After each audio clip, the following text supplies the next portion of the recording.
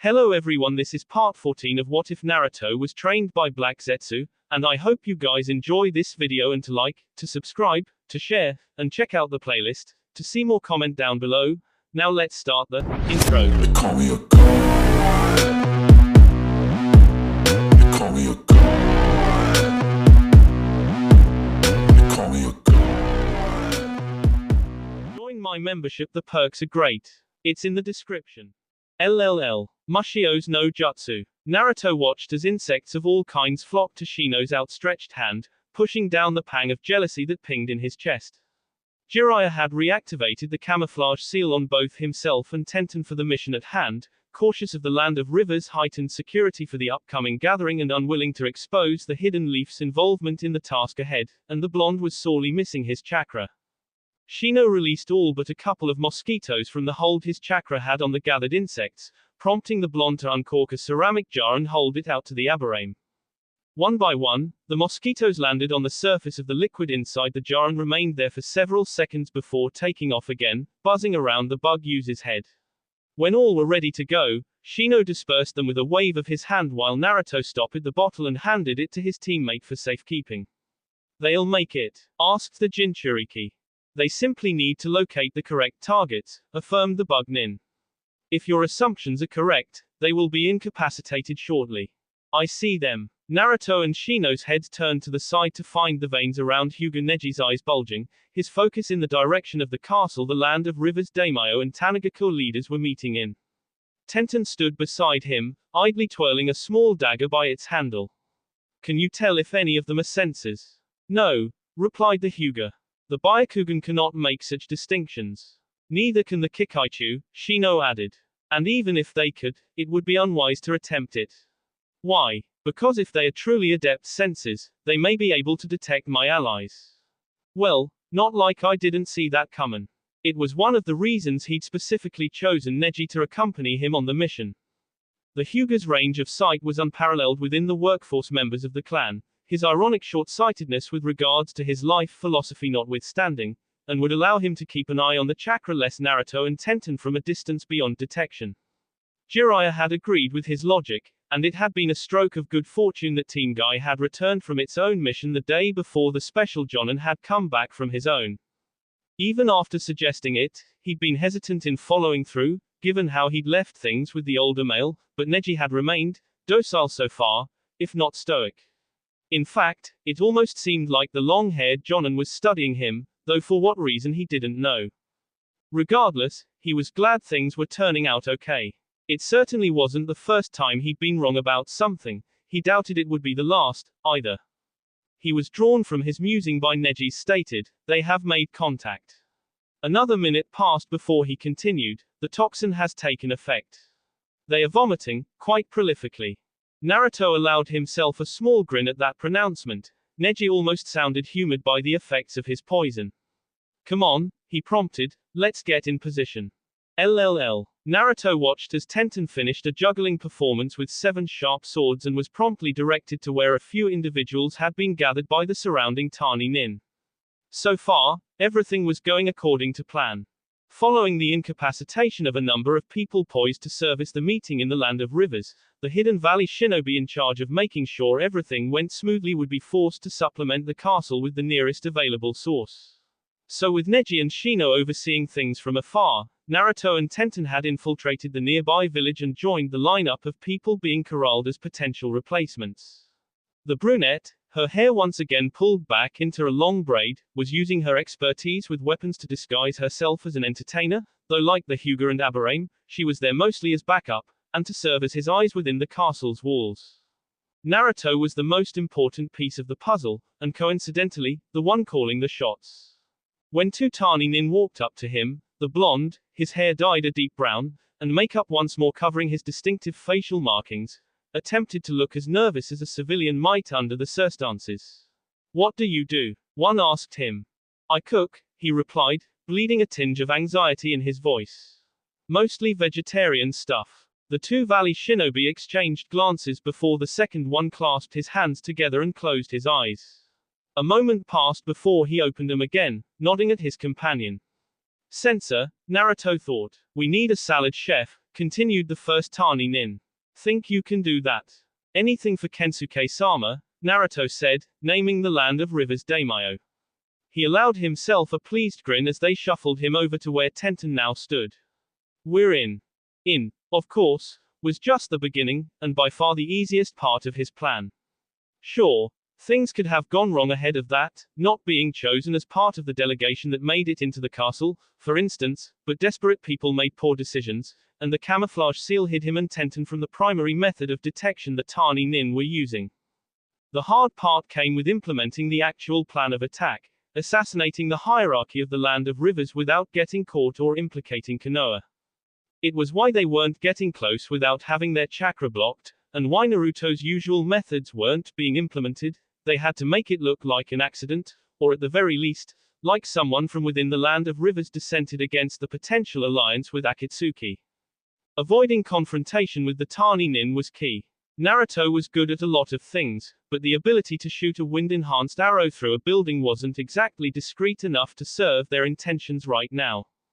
His poison knowledge and botanical know-how, though, those were far more subtle. When it seemed the Hidden Valley Shinobi had found replacements for all the personnel Naruto and Shino had neutralized, the group was hustled towards the castle at a hurried pace. The trek still took about an hour. While the castle loomed over the village and surrounding forest, the path up to it was unnecessarily winding, and by the end, Naruto and Tenten both had to simulate the same exertion their fellows were showing after the climb. Even without access to their chakra, they were still trained shinobi, and far better equipped to deal with physical activities than the other chefs, entertainers, and assorted villages traveling alongside them. The castle was built of dark stone, its facade weathered after years of standing tall against both the elements and invading forces. Naruto couldn't say he knew anything about the history of the land of rivers, but it seemed a good bet that someone in the past had fought for the building's grandeur. Sconces lit the interior of the long hallway they were led through, the Tani nin showing them the wing of the castle where they could wash and rest, far away from the important figures, the blonde wagered, before separating the cooks from the crowd and leading them to the kitchen. Unlike the rest of the building, the kitchen was constructed of clean, white tile. Numerous ovens and stovetops stood against one wall, with a walk-in cooler taking up a whole other wall, and wooden islands littering the middle space, leaving enough room for harried kitchen staff to rush along the makeshift aisles. It had probably been updated as new technology had been invented, Naruto mused, observing someone move past with wheels of cheese in his arms. Kensuke-sama and the council are expecting something light tonight, one of the Tani nin informed them. Dinner is in 30 minutes. Naruto and 3 other new additions scrambled to report to the head chef, a tall man with close-cropped black hair and a big nose who introduced himself as Daisuke. They were immediately set to work after that, the blonde calling for walnuts and strawberries for a fresh, seasonal salad. It was strange how easy it was to fall into the role of subservient salad chef. The Jinchuriki had never expected his growing cooking skills to be used for anyone other than himself, though he was silently grateful that it provided both the perfect cover and opportunity for this mission. By the time he and his 2 assistants were done chopping fruits, nuts, and lettuce, as well as preparing the dressings, Naruto was exhausted. He'd never had to make so much food in one sitting before, and compounded with the travel both to the land of rivers and then up to the castle, a heavy weariness had sunk into his bones. That wasn't even taking into account the mental stress from being treated like a lower-class citizen. Working in fatigued silence, the kitchen staff cleaned up under the watchful eye of several valley shinobi before they were eventually led back to their chambers. He spent a long time in the, thankfully, hot baths designated to the servants' quarters, head leaning back almost 90 degrees against the stone that ringed the pool. Hundreds of stars winked at him from above, more than he'd ever noticed or even cared to pay attention to back in Konoha, with its bright streetlights and busy nightlife. Most of the remaining male kitchen staff were soaking with him, all experiencing the same silent dread of the work ahead. A wooden wall separated them from their female companions, though no noise floated over from that side either. If that one meal was anything like what he could expect moving forward, or perhaps an easier version, as the land of rivers hierarchy had only wanted something light, the blonde was sorely tempted to hurry through with the assassination, consequences be damned. Only the night's quiet transience helped dispel his annoyed impatience. He relished the peace and quiet, knowing that this would be his only real chance to enjoy it during his stay in the land of rivers. Relax, he told himself, repeating the mantra he'd taken up during his training sessions with Jiraiya. You'll be outta here soon enough. Just gotta stick with it for now. But then, he mused, getting up and leaving the bathing area behind, things like that were always easier said than done. LLL. Jiraiya's goal, as Naruto saw it, was one of those things: remove enough of the river hierarchy from power that talk of an alliance with Akatsuki became moot. Either the land of rivers would become embroiled in a civil war over the mysterious circumstances surrounding its leaders' deaths, which was unlikely to direly affect Konoha, or Akatsuki would swoop in and either take the blame for the assassinations, which would paint them in further bad light, or usurp control in the ensuing chaos, which would give Konoha a place to target them, as well as showing the other minor villages that the terrorist organization was not to be trusted. Jiraiya made it sound so simple. Naruto wasn't sure the idea of leaving everything in anarchy was a great one, but then again, he also didn't have as firm a grasp of the world's politics as the Hokage, and, more importantly, he wasn't paid to care. So long as he was a leaf shinobi, a mission was a mission, and orders were orders. When the echo of hurried footsteps on stone and the slamming of the door to the servants' quarters sounded out like thunder in the pre-dawn darkness of the fourth day, Naruto allowed himself an internal fist pump of success while outwardly appearing as scared and confused as those around him.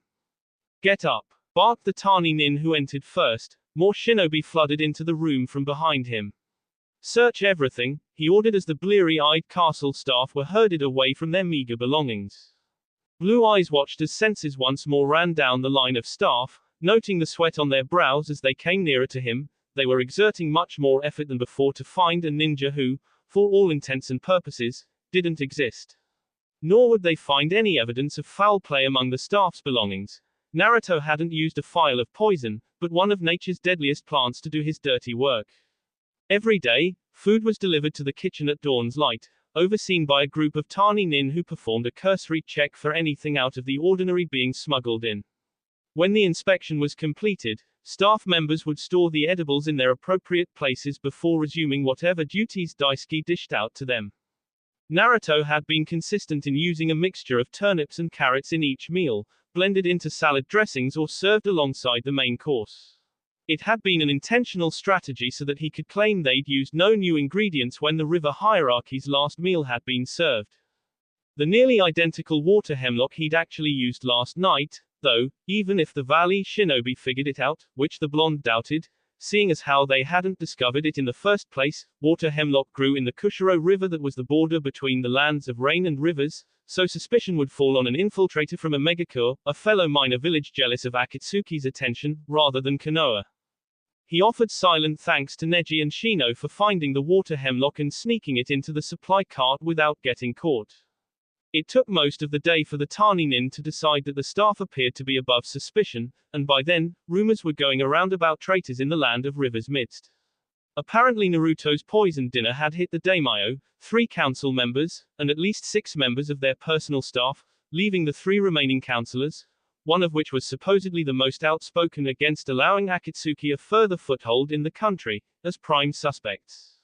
Just as Jiraiya had hoped. By the time the tani nin bustled him away from the castle late that evening, several of the younger shinobi had started whispering about who they could trust, eyes shifting back and forth suspiciously from one companion to the next.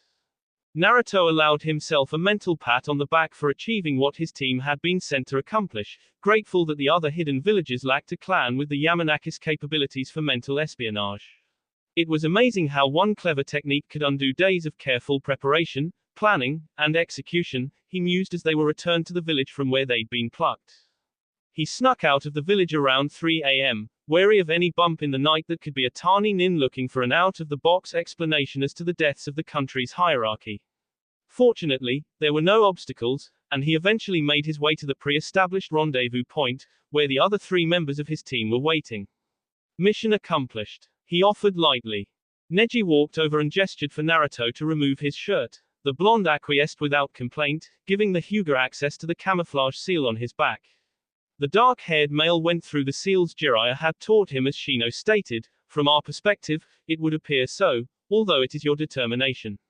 Why? Because you are the leader for this mission, and only you can ascertain its completeness.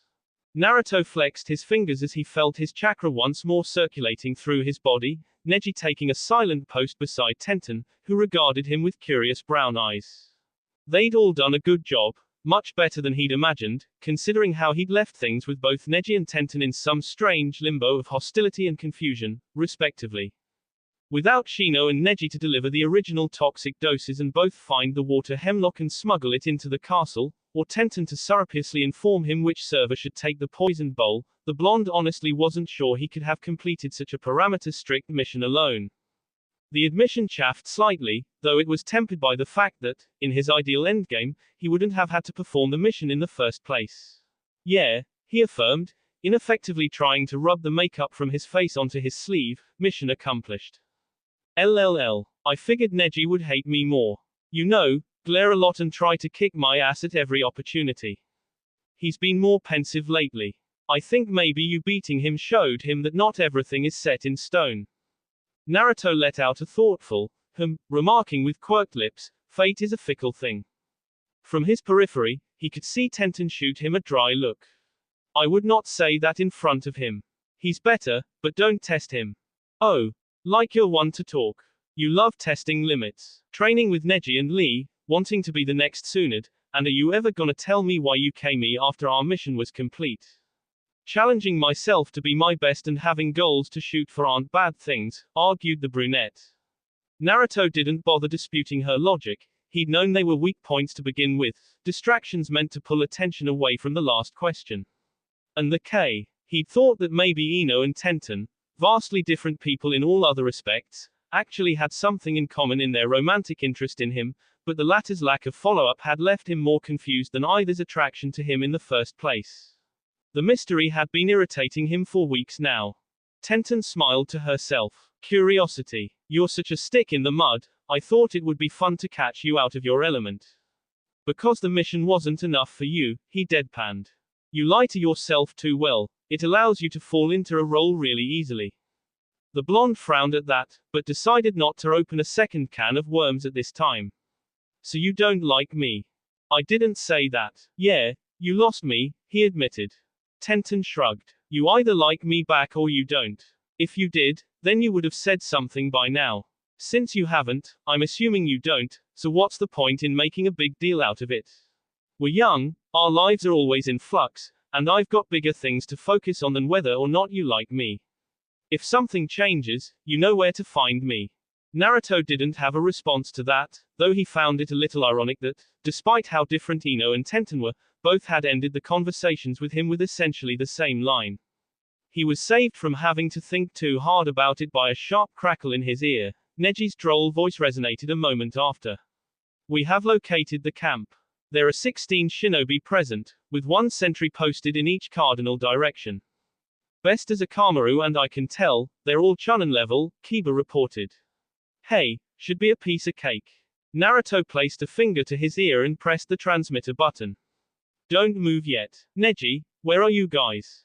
The Hyuga began to relay instructions as the blonde considered the appropriate course of action. The camp they'd found belonged to a ragtag group of renegade shinobi from the villages hidden in rock, stone, and grass who had managed to make a nuisance of themselves along the Land of Fire's trade routes.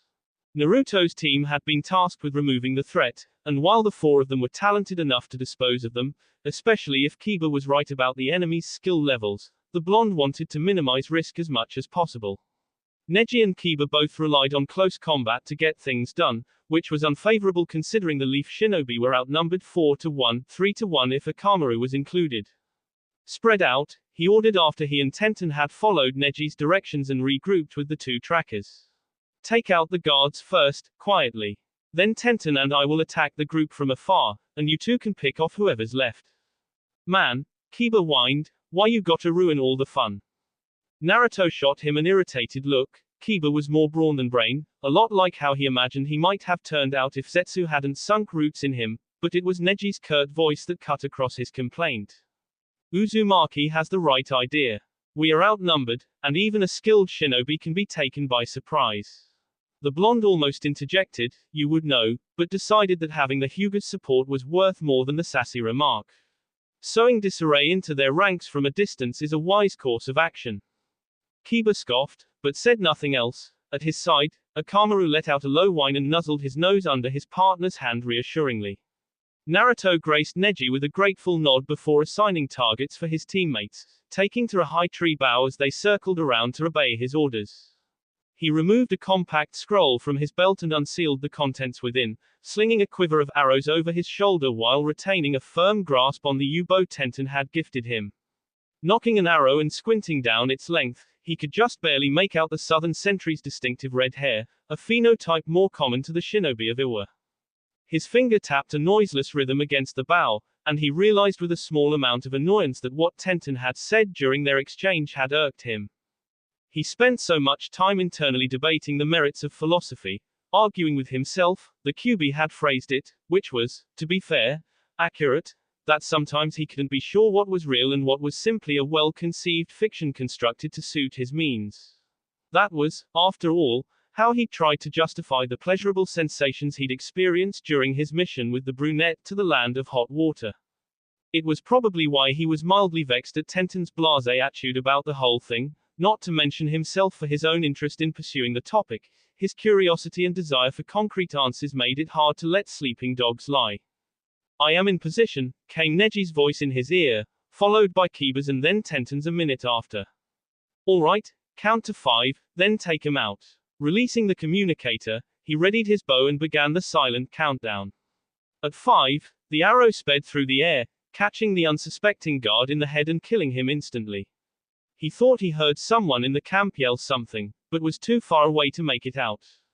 Kiba's curse, on the other hand, echoed in the earpiece clearly. "Damn, that was louder than I thought it would be. They're coming my way to look. Kiba, stay where you are. Tenten, wide area attack, now," Naruto snapped. Knocking a second arrow, he channeled wind chakra into the tip, aimed high, and released. Slinging the bowstring across his body, he went through the signs for the Senbon shadow clone technique, creating hundreds of arrows to rain down upon the Nukanon campsite. Then he raced towards the clearing to see the fruits of his labor. Only 4 of the remaining 12 Nukanon had been caught by his and Tenten's assault, riddled with arrows, kunai, and swords. There was a notable gap in the rain of projectiles where one had likely used a wind technique to blow them away, and he could see that 3 Nukanon had created rocky walls and earthen armor to soak the blows. 4 were unaccounted for, likely chasing any or all of his 3 teammates. Neji appeared from the west at that moment, pushing forward a pulse of air that shattered the earthen barriers. As their attention turned to the Hyuga, Naruto threw a couple of senbon at the nearest Nukanon, but a gust of wind blew him off course. He glanced over to see the wind user, a former grass shinobi, wielding a bow staff, pockets of chakra-enhanced wind swirling around either end. Tenten showed up then, twin tonfa in her hands, distracting the Kusanin and affording Naruto the opportunity to slip underground with the attack prevention technique. Finding a tangle of roots in the land of fire was simple, and Naruto activated the green sight technique upon the first cluster, feeding his chakra through the network of flora. 6 chakra signatures became apparent, 2 of them crouched amidst a large shrub. "Kiba, 4 incoming," he warned, though the Inuzuka likely already knew about his tale. "I'll be there shortly, keep busy." Tunneling through the underground, he situated himself beneath one of the foreign shinobi, who Kiba seemed to be successfully distracting, and activated the earth release, double suicide decapitation technique. Instead of leaving the enemy's head above ground, however, he pulled the other ninja completely beneath the surface, stabbing the surprised man in the neck with a senbon. The ground began to shake, and Naruto quickly rose from it, intent on not getting caught in whatever technique was being used. A gray blur slammed into the attacking stone shinobi, the blunt force of Kiba's piercing fang crushing the Ishi-nin's ribs. Naruto ducked the swipe of a katana that would have beheaded him, silently thanking Tenten for all the training he'd had with avoiding different weapons. Already low, he placed his hands on the ground and summoned a spike of earth that tore through the other ninja's leg. There was a yell of pain, and the blonde rose, delivering a palm heel to his enemy's jaw that laid him out, one senbon to the carotid, and Nightshade was running through the man's bloodstream, racing to strangle his heart. He stood up and looked around. Kiba and Akamaru had handled the last Nukanon easily enough, though the dog seemed to be nursing a large gash on his flank, and the Inuzuka's hands were red with blood. "Told ya it would be easy." Naruto rolled his eyes as he walked over. "I was trying to minimize injuries." He unsealed a jar of salve and a roll of bandages from a scroll clip to his belt, making sure to seal away his bow and arrows while he had the chance. This should help, he commented, handing the jar to Kiba, who began to apply it to his partner's wound, though Neji might be able to heal it better. I believe it would be more prudent to allow a vet to look at it, stated the Hyuga, joining them with Tenten a step behind, but I will do what I can. Naruto looked between the two brunettes, noting the long rip in Tenten's white outfit. You guys okay? She smiled at him tightly. Wind chakra kinda sucks. Neji patched me up, though. It was a minor injury, Neji added, bringing a hand glowing with green chakra over Akamaru's wound. Fate, he started, then cleared his throat strangely, as if it had been a slip of the tongue, and said, not every plan survives first contact. Considering the chaos that ensued, the outcome is more than acceptable. Yeah, well, I want more practice against futon uses anyway, Tenten stated. Help me when we get back. Yeah, sure, Naruto agreed. Neji rose from Akamaru's side. Done. You all good, Akamaru? The dog barked a reply, and Kiba shot him a grin that flashed his canines. Ready when you guys are. Naruto exchanged a glance with Tenten, who simply nodded.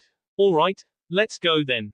As they left, the blonde couldn't help but think back to his discussion with Tenten and how things seemed so different from what he'd expected. You lie to yourself too well. His gaze landed on the back of his friend's billowing white blouse. Maybe, but am I the only one? LLL. Show up prepared for a fight, Jiraiya had told him, and Naruto, ever the paranoid pragmatist, arrived at training ground 24 armed to do so. What he hadn't expected was the small group of people idling around the area. Jiraiya, Asuma, and Shizune were all there, as were a porcelain-masked Anbu member, Shikamaru, and a scarred man who looked like an older version of the Nara. Standing in the middle of the field was a teenager his height with bluish-black hair spiked backwards and framing his sharp, pale features. He wore a high-collared, short-sleeved, grey shirt and dark blue pants, a black sash kept a blue garment, almost an apron, tied to his waist. Coal-black eyes flitted lazily over the blonde before dismissing him by turning his head away. It had been almost 5 years, but Naruto still recognized Uchiha Sasuke even after so much time. Even Hatake Kakashi's gravity-defying gray hair was familiar as he made his way over to the small group and greeted, Hokage-sama. What's all this? Jiraiya cleared his throat. Uzumaki Naruto, he began, and the Jinchuriki straightened slightly, recognizing the formal tone in his teacher's voice, welcome to your Jonin exam.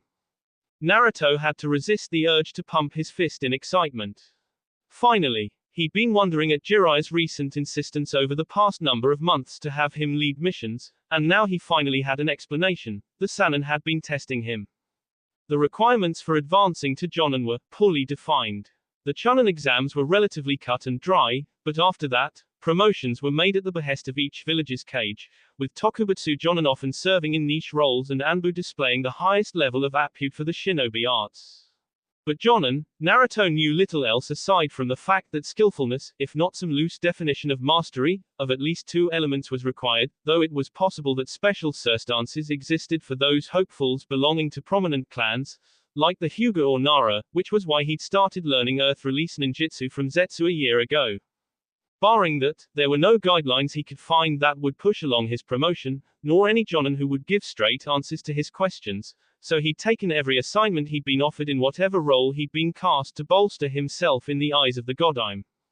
Each mission had given him another opportunity to hone his skills and perfect his combinations, theoretically bringing him one step closer to Jonin. And now his waiting had finally paid off. The goal here, continued the Hokage, is to display an appropriate level of skill against a superior opponent so that we can judge your performance. This is to simulate the potential scenario of a solo mission gone awry and showcase your response to an unfavorable situation. You will fight to incapacitate, but not kill, he added, glancing between both boys. Naruto caught the look, but was too busy internally fuming over his teacher's superior opponent line to give it much thought. It reminded him far too much of the early days of Team 7, when Sasuke's holier-than-thou attitude had been an annoying constant. It wasn't that the Uchiha hadn't earned the lure of Rookie of the Year for no reason, but the way he'd underestimated and slighted the blonde throughout their time together, Especially that moment at the Chunin exams, when the Jinchuriki had wanted nothing more than to shove a senbon into his teammate's neck, had always rankled. It normally worked for him, but Naruto was just a little tired of being underestimated. Are you ready? Hold on. Naruto made his way over to Shikamaru and unloaded a summoning scroll, 2 pouches of senbon, and 3 jars of bottled gases from his belt. Non-lethal stuff only, right? He confirmed. Watch this for me, yeah. The Nara, well aware of his replacement's proclivity for dangerous toxins, nodded gravely. Naruto almost felt naked, giving up his deadliest poisons, but he wasn't sure that he wouldn't be tempted to use them in the heat of battle. Alright, good to go. Jiraiya cast him a suspicious, almost warning side eye before announcing, begin. For a long time, the 2 former teammates didn't move. Naruto knew it was stupid to attack first. Sasuke had apparently been chosen specifically to counter him, though in what capacity, he wasn't sure, and most of the blonde's typical strategies involved either some measure of foreknowledge of his opponent or that his opponent didn't know he was there. He was skilled in stealth and assassination, not open combat, and the fact that he couldn't use any toxins that would cause permanent injury was limiting. Beyond that, utilizing the Kyuubi's chakra would likely result in a disqualification, and, to the best of his knowledge, his plant-based techniques weren't known to anyone else, a secret he intended to keep, so those were out as well. It was almost like his first Chunin exams all over again, him in a place where he could pass or fail and it wouldn't truly make a difference in the grand scheme of things, except that this time, he wanted to succeed. If, after all this time, he couldn't beat Sasuke, even handicapped, then the conclusion he'd arrived at so long ago would not come to fruition. From across the field, Sasuke's expression seemed to twist into an arrogant smirk. Then he disappeared. Naruto allowed the ground to swallow him up on instinct, a whoosh of air accompanying the action as his former teammate's katana slashed through now empty space. Fast. It hadn't even looked like a body flicker, just sheer speed that rivaled even Jiraiya's reflexes. The blonde would have to be wary of the Uchiha's skills in close combat and he quickly tunneled away as the crackle of lightning sounded out above ground, surfacing 20 feet away in enough time to watch Sasuke plunge a sword covered in blue-white lightning into the spot he'd disappeared. He had a brief flashback to his mission against Rokusho Aoi and wondered if the way Sasuke's lightning-natured chakra tore apart the earth was anything similar to what had happened years prior. Acting while his former teammate was distracted, he flicked a handful of senbon at his opponent. Sasuke whirled on the spot, bringing up his katana and deflecting the weapons easily. HMPH, is that all you've got, Dobe? Lightning erupted across the length of his blade before he swung, sending a hail of blue-white needles at the blonde. Chidori Senbon. Naruto brought his hands together in the sign of the bird before rotating his palms forward and unleashing a wind release. Great breakthrough. The wall of wind scattered the incoming needles and continued to plow on towards Sasuke, who dashed to the side to avoid it. Naruto used the reprieve to withdraw his hunting knives and bring them into a defensive position as his opponent changed directions and brought his sword to bear. There was a clang of metal on metal as the blades clashed, neither boy budging from their stalemate. Blue eyes flickered up to the Uchiha's pale face and caught sight of crimson arides, 3 black tomo in each spinning clockwise. The Sharingan, growled the Kyuubi in his mind. What a disgusting abomination of cells. Naruto couldn't say he knew much of what the Sharingan actually did. Sasuke hadn't had much opportunity to use it in the brief time they'd been together, but with the way the fox seemed to hate it, he was willing to bet he didn't want to find out. He began to gather chakra in his chest for a dokugiri, and Sasuke's eyes narrowed suspiciously, as if wary of an impending attack he knew nothing about. Lightning hummed along his katana, and Naruto forced wind chakra through his knives to counter. His breath caught somewhere in his throat as he changed tactics. Sasuke disengaged when the sharp element began to bite into the tempered steel of his blade, and Naruto took the moment to breathe out a poison mist that shrouded the training field in black smoke, obscuring everything from view. The smoke shifted as Sasuke dashed through it, and the blonde changed his stance to meet his former teammate head-on, fighting the urge to let the earth swallow him. Even as he did so, he could tell his movements felt sluggish, the way the smoke billowed in his opponent's wake strange, and as he tried to appeal to his initial inclination of disappearing, the Uchiha's katana slipped through his guard and scored a deep cut across his left shoulder. Genjutsu, from those accursed eyes.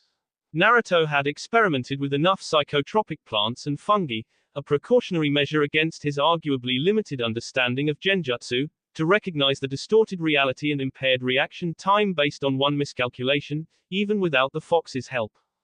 I could break. Don't bother, he muttered, finally slipping underground before Sasuke could launch another offensive. Not only did he not want to hear whatever concessions he might have to give up for the Kyuubi's assistance, but if he couldn't beat the dark-haired male with his own power, then his self-appointed goal would be meaningless.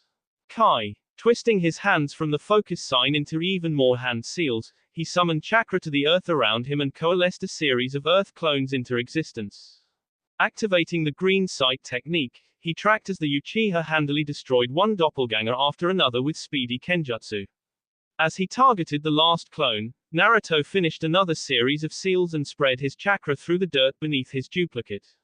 Doton, Yomi Numa.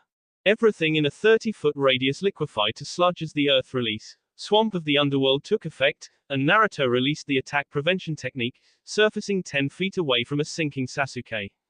Grotesque mud clones, indiscernible blobs of dirt and water, rose up around the Uchiha and oozed around the teenager's body to restrict his movements. Sasuke smirked. Don't think this'll stop me, Dobe. He inhaled deeply, a parody of Naruto's own Dokugiri, then exhaled with an aggressive, Kaiten, Hosenka no Jutsu. Naruto quickly lobbed the jar of sleeping gas he palmed at Sasuke's position, but the bursts of fire that exploded from the Uchiha's mouth caused it to break prematurely. Each fireball impacted a different part of the swamp of the underworld, baking the mud into a clay that cracked at Sasuke's feet. The telltale sound of chirping birds filled the air again, and Naruto activated the Storm's Eye technique around himself just in time to hear his opponents shouted, Chidori Zenkai. Lightning tore through the ground, breaking it into chunks and sending debris flying around the field. The wind swirling around Naruto repelled any earthen fragments that came too close, as well as negating the pillars of lightning that seemed to erupt sporadically around him. With earth, wind, and lightning raging about him, Naruto could suddenly understand with an objective clarity why Jiraiya had said what he'd said about Sasuke being a superior opponent. The Uchiha was physically faster and likely stronger, capable of casting illusions with a Kekkei Genkai whose abilities probably hadn't even been fully used yet, had a longer reach with his sword, and possessed affinities for Kaiten and Raiten, essentially negating the blonde's own futon and doton proclivities. But Naruto had sought this opportunity, both the promotion and the chance to show up his former teammate, for far too long to simply give up, and his victory here would be all the sweeter when faced with such overwhelming odds. Freed from the swamp of the underworld, Sasuke exhaled an enormous gout of flames with the shape of a dragon's head. It curved through the air towards the whirlwind surrounding Naruto, its heat quickly becoming searing, and the blonde released the Storm's Eye technique to shove chakra into the ground and raise a thick earth-style wall. Crouched behind it as first one, then another fiery dragon head exploded against his defense. Naruto brought his pointer and middle fingers into a cross shape, summoning half a dozen shadow clones at his side. They immediately leaped away, hands moving through seals to unleash a multi-directional wind release, wall of wind at Sasuke. Naruto dove out from behind his barrier in enough time to watch his former teammate disappear into the ground. He felt a brief stab of annoyance as the zephyrs converged on empty space. Mimicry was only the greatest form of flattery when it didn't make things difficult for him. Fortunately, the blonde also knew what he would do in the same situation, which meant he could anticipate his opponent's actions. Weaving a string of signs, he muttered, Doton, Akubi Wem no Jutsu. The ground fissured and split apart even further as his yawning chasm technique took effect, dirt shifting and crumbling away as the land within a 50-foot radius shattered. Naruto jumped up and away as the spot he was standing on began to collapse, bringing wind-sheathed knives to bear as lances of lightning appeared from the ground's ruins and speared his clones out of existence. Each bolt of lightning fractured into multiple streams as they found their targets, any that got too close to the Jinchuriki nullified by the superior element. From the air, he threw a handful of senbon at the ground, multiplying them into a rain of steel with a senbon shadow clone technique. Sasuke protected himself with a hemisphere of electricity, repelling the needles easily. His options were dwindling, Naruto thought, mind working quickly to find his next move even as he began to freefall. The yawning chasm technique was the strongest earth release skill he possessed. Most of his Doton moves were supplemental or defensive in nature, and Sasuke was too fast and too proficient with his lightning nature to make his abilities with earth or projectiles useful. Anything he threw out, his opponent could counter. It was time for a change in tactics, then. He adjusted the chakra output being channeled along his blades, throwing out bursts of air that allowed him to zip out of the way of the fireballs Sasuke began spitting at him while forcing the other boy to dodge. When his feet finally touched the ground, he charged at his former teammate, slashing at the air with his knives and sending high-speed sickles of wind at the dark-haired male. The Uchiha seemed to dodge each attack with ease, though Naruto made sure to continue the assault to discourage him from countering properly. It wasn't the first time Sasuke had anticipated an attack he shouldn't have. The Sharingan was probably letting him see and react to elemental ninjutsu. Well, Naruto thought with mild annoyance, I've still got some tricks he shouldn't see coming. He needed to finish the battle soon, too. The ache in his shoulder was starting to become noticeable. He finished closing the gap between himself and his former rival, summoning an exorbitant amount of chakra to his hunting knives when he was several feet away to create 3-foot blades of pure wind chakra that mimicked Asuma's famous flying swallow technique. It was hard to tell in the heat of the moment, but Sasuke's face almost seemed to twitch at the thrumming blades of energy. The dark-haired boy brought his katana up reflexively in defense as Naruto slashed across his body. Wind chakra met steel and continued through as easily as a hot knife through butter, the top half of the Uchiha's sword falling to the ground with barely a sound. Momentarily stunned at the turn of events, Sasuke reacted a fraction too late to completely avoid Naruto's exhaled poison mist. He distanced himself from the blonde, using his sleeve to furiously rub away the wetness in his eyes his opponent's tear gas had caused. With how perceptive the Sharingan seemed to be, Naruto hoped with a mild sense of vindication that it made Sasuke's eyes extra sensitive to the onion-based chemical mist. Taking advantage of his opponent's momentary blindness, Naruto unleashed another hail of senbon, then created a new set of shadow clones to spread out and attack Sasuke as a precaution. His prudence was proven correct when the Uchiha blindly unleashed a circle of fireballs with shuriken inside that both repelled his senbon and destroyed half his doppelgangers. Deciding to literally fight fire with fire, Naruto focused on summoning a small twister as his remaining clones converged on Sasuke. The nearest fireball got caught in his wind release, rising whirlwind's funnel, causing it to explode into a giant conflagration that Naruto quickly warped into a towering tornado of flames. He briefly shifted his focus to his opponent, catching sight of Sasuke dispelling the last of his clones with decisive hand-to-hand strikes. Perfect, Naruto mused with a small half-smile as the smoke from his poison shadow clone technique finished dissipating. Refocusing on the blazing twister before him, Naruto sent the wind spinning towards Sasuke. The Uchiha moved out of the tornado's path, but the blonde released his hold on it and instead turned his attention to its interior. With a single hand sign, wind coalesced within the vortex's eye and then exploded with a kakadai kiri. The expanding mist technique blew apart the twister, sending fireballs spewing in every direction. Sasuke weaved around the spouts of flames while the would-be Jonin erected another Earth-style wall to defend from any potential backlash. Lightning crackled from across the training area, and Naruto summoned a wind sphere to surround himself as bolts of blue-white electricity rushed towards him. Sasuke appeared before him in a body flicker, fire held in the palm of his hand. The conflagration was lobbed at him, and Naruto slipped underground once again to avoid being engulfed by a fiery ball. They were playing a strange game, the blonde noted. Sasuke's lightning attacks could be nullified by his wind, but use too much futon ninjutsu and the Uchiha would just pervert it with fire. Then Naruto could slip away, but in doing so, he left himself vulnerable to more Raiten techniques, thus perpetuating the cycle. Expecting the dance to continue, he surfaced quickly, only to fall prey to a volley of lightning needles that left him on the ground, momentarily stunned. Ugh, he didn't. I've been studying you, Dobe. Don't think you can use the same trick on me twice. Naruto looked up into scarlet eyes set in an expressionless visage. He hated that he'd been caught by surprise, especially since it seemed that several of his opponent's senbon had struck nerves, but judging by the slight slump in the Uchiha's shoulders, the toxic vapor comprising his poisonous shadow clones had taken effect. Maybe not, he allowed, climbing to his feet and testing to see what mobility he had in his arms. Between the lightning and the throbbing wound in his shoulder, he'd been in better shape, but I don't have to. Sasuke's eyes narrowed briefly before summoning more lightning chakra to his palm and slamming it into the blonde's chest. Naruto was momentarily thankful that lethal moves had been prohibited. It was hard to forget the way Kakashi's hand had slid through Haku's chest, and it wasn't a far cry to believe his former teacher had passed the technique down to his pupil, as the force of the blow sent him sailing backwards, electricity dancing along his limbs. He righted himself some distance away, surprised but wearing a victorious grin. Sasuke was weakening. Even the Uchiha seemed vaguely aware that something was wrong, staring at his hand with an annoyed, almost confused, look. Naruto didn't give him time to think about it, leveling his arm at his opponent and sending waves of senbon storms at the other male. Sasuke appeared to zip around and in between each volley with his speed, though each needle seemed to come closer and closer to landing.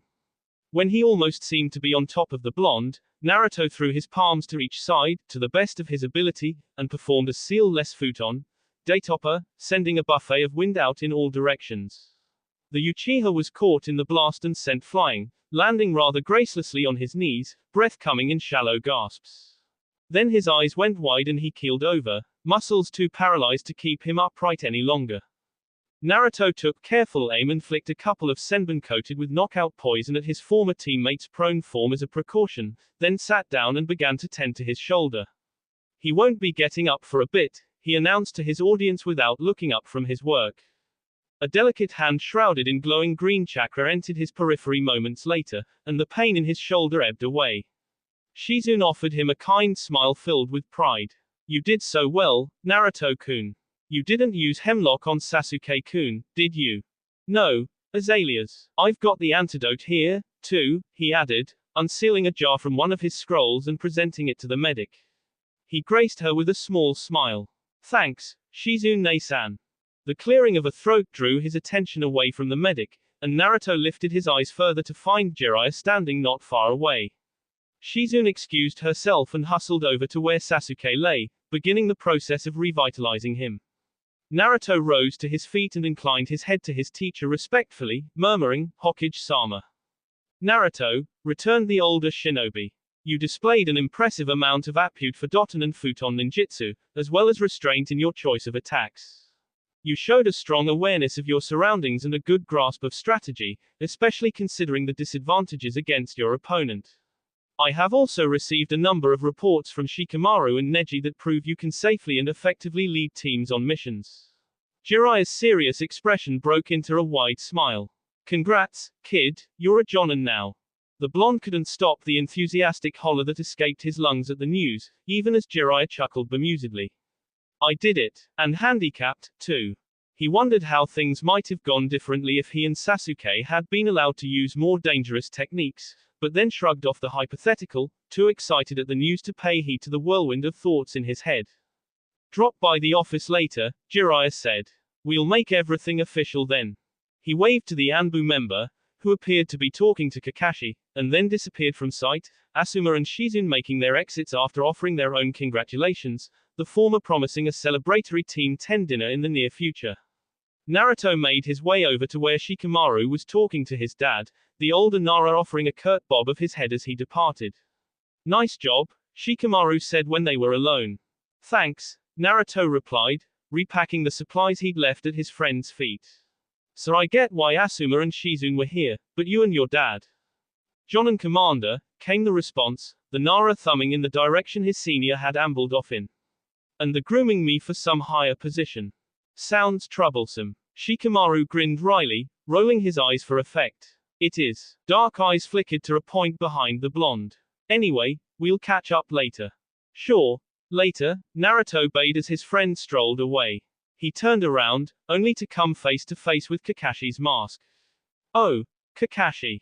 Yo. How's it been, Naruto? Fine. When the silver-haired man didn't immediately say anything in response, Naruto continued, well, if you don't mind. You've grown strong, noted the older Jonin. His visible eye crinkled in the expression Naruto had once learned meant Kakashi was smiling. I'm proud of the man you've become. Naruto was silent for a long moment, simply staring at the teacher who'd essentially set him up to be Zetsu's plaything because of his inaction. A long time ago, he might have been pissed at the man for how his teaching skills, or lack thereof, had poisoned his worldview, After failing the Chunin exams, he might have even been grateful for how Kakashi's hypocrisy had pushed him towards the plant man's philosophy. Now, he wasn't sure he felt anything except the strange realization that things must have happened for a reason, and that Kakashi, for better or worse, had played an integral part in how his life had turned out. Don't be, he finally said. If Kakashi could teach, if Sasuke wasn't a jackass, if Sakura had opened her eyes earlier, what would have changed? He'd made peace with how he'd turned out, jaded as he was, but he had enough self-awareness to know, things should have been different. And with that cryptic message, he left his former teacher, an awakening ex-teammate, behind. LLL. The strange mismatch of humanity and plant life that comprised Zetsu's chakra was hidden within the thick trunk of a tall oak tree. Naruto watched as the plant man's monochrome face melded out from the bark, wide yellow eyes peering at him curiously. What's up, Naruto-kun? Boss sent me, replied the blonde's shadow clone. He says it's time, wants to know if you're still good for that favor. Zetsu's half-mouth twisted into a maniacal grin, yellow eyes appearing to glow in the final minutes of the sunset. Finally. LLL. Naruto rapped on the door he stood before, a strange nervousness thudding deep in his chest. It wasn't a big deal if he didn't get the response he wanted, but as Zetsu had advised, to gain the appropriate perspective, everything should be tried at least once, and this would likely be his last chance. The door opened to reveal the surprised visage of Yamanaka Ino. Naruto. Hey Ino. Wanna go out tonight? LLL. That will be all for this video. Be sure to like, subscribe, share, and comment down below for more videos. Goodbye.